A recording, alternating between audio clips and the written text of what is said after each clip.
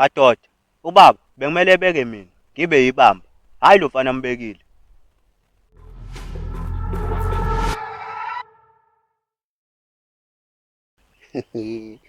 Wena mfana, uyakhohlwa ukuthi lo mfana okhuluma ngaye ubhuti wakho omdala.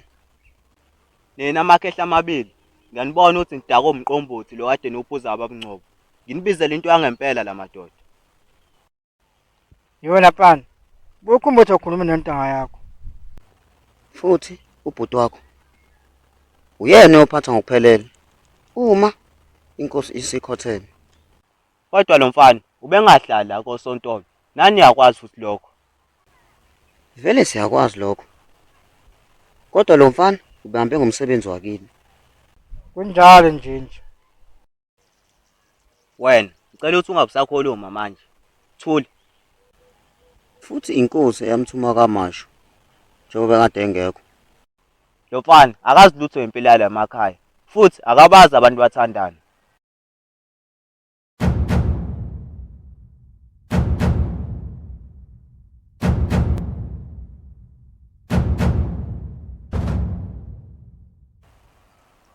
Wena ufuna ukuthini manje njengoba uphakamisa isandla ngathi usesikoleni?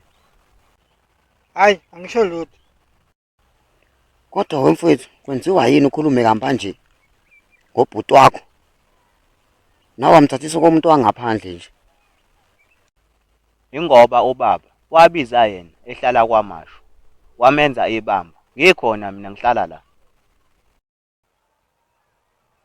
Esigodini sawancama aphuma amanzi, kodwa wezindawo ayaphuma.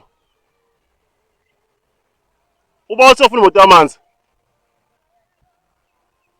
Oqala ngeke lutho wadonsa apha amanzi. Angifuni ukuthi bekhishwe izisu.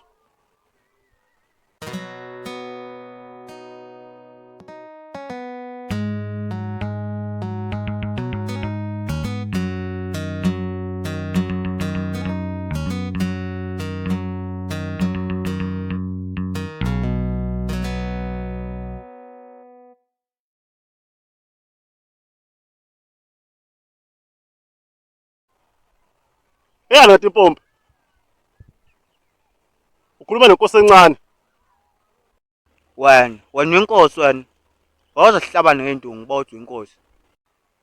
Ngicela utshela abantu bahothe beyilungisele inkinga. Ungazi konakali.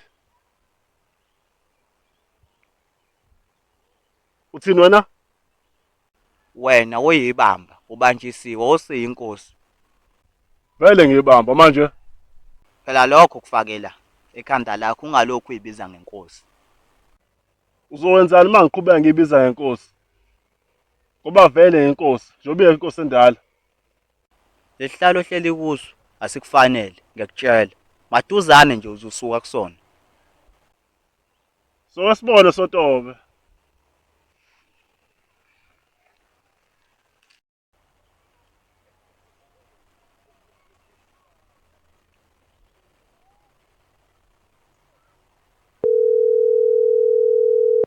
Njinji, asiphinde sihlangane kusasa.